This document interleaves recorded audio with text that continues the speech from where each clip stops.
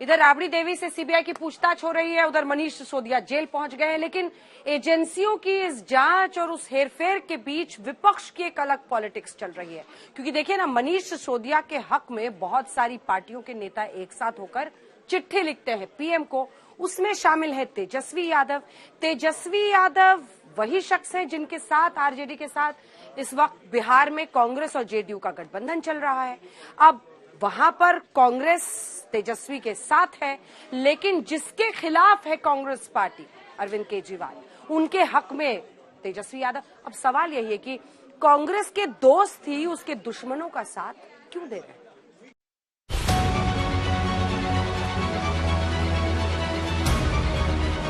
दिल्ली से करीब 2200 किलोमीटर दूर विपक्षी एकजुटता की पिक्चर का ये ट्रेलर चेन्नई में रिलीज हुआ।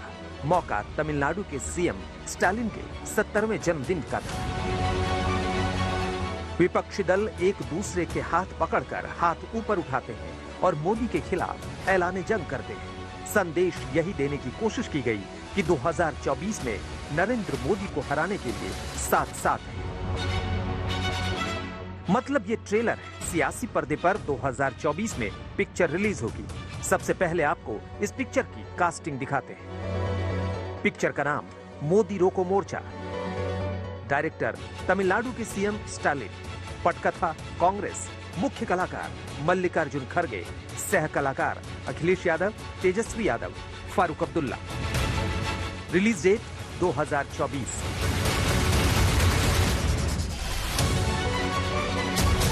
ये पिक्चर कांग्रेस का ड्रीम प्रोजेक्ट है, क्योंकि इस पिक्चर की स्टोरी कांग्रेस लिख रही है और मोदी रोको फिल्म के अहम किरदार है क्षेत्रीय क्षत्रप।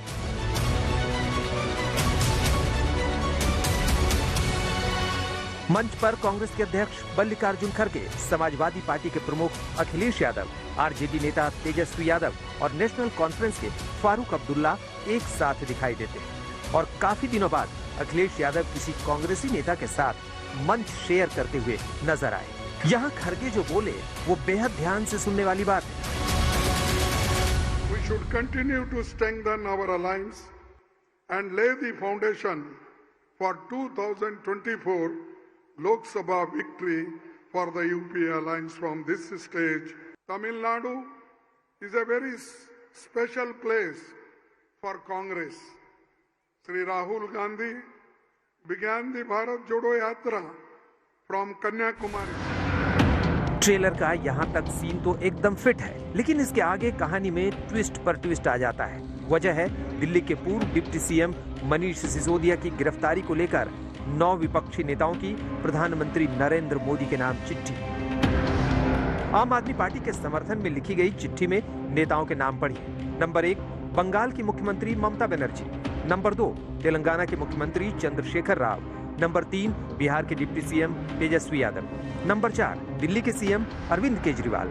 नंबर 5 पंजाब के CM Bhagwant Mann. Number 6 national conference के chief Farooq Abdullah. Number 7 NCP chief Sharad Pawar. Number 8 Shiv Sena Thackeray group के chief Uddhav Thackeray. Number 9 Samajwadi party के मुखिया अखिलेश यादव। ये कोई डेमोक्रेसी या लोकतंत्र नहीं है, ये तानाशाही है, तानाशाही से भी बढ़कर है। इस तरह से तालिबान और अलकायदा जैसे लोग हाथ में हथियार उठाते हैं अपने विरोधियों को ख़त्म करने के लिए। ये सरकार ने ईडी और सीबीआई जैसे हथियार अपने विरोधियों को खिलाफ यूज करने का एक बीड़ा उठाया है। भाजपा में अगर आप लड़िएगा, भाजपा को आईना दिखाओगे, भाजपा से सवाल करोगे, तो इस तरह का काम तो होता ही रहता, कोई नई बात तो है नहीं। इधर चिट्ठी आई और उधर अरविंद केजरीवाल का बड़ा बयान आया। ये ट्रेंड बनता जा रहा है कि विपक्ष के जितने भी राज्य हैं उन राज्यों में काम नहीं करने दिया जाएगा। तो या तो उन राज्यों के अंदर ईडी सीबीआई छोड़ के उन विपक्षी दलों के राज्यों के अंदर उनको तंग किया जाता है, या गवर्नर के जरिए उन लोगों को तंग किया जाता है। तो इस तरह से ये ठीक नहीं है।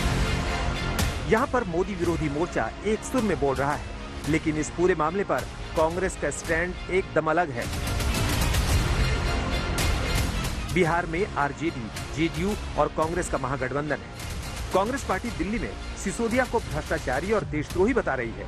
नीतीश कुमार ने खुद को चिट्ठी से दूर रखा है, यानी केजरीवाल की पार्टी के लिए कोई सॉफ्ट कॉर्नर नहीं है। लेकिन तेजस्वी यादव तो जेडीयू और कांग्रेस से इतर खुल्लम खुल्ला आम आदमी पार्टी के सपोर्ट में उतर आए। तो क्या 2024 को लेकर विपक्ष में कंफ्यूजन ही कंफ्यूजन है, जिसका इशारा फारूक अब्दुल्ला कर रहे हैं। Let us forget who is going to become the Prime Minister.